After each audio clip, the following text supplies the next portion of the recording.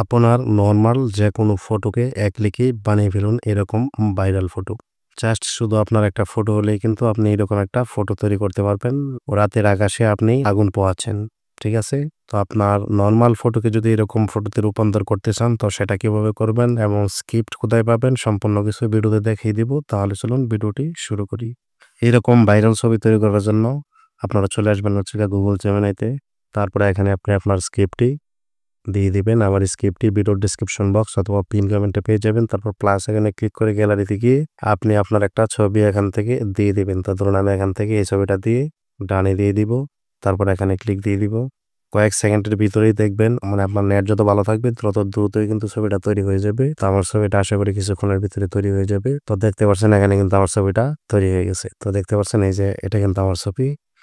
তো আশা করি আপনারা এই বিষয়টা বুঝতে পারছেন যে কিভাবে এই ছবিটা তৈরি করবেন। তারপর এখান থেকে ডাউনলোডে ক্লিক করে ডাউনলোড করে নেবেন।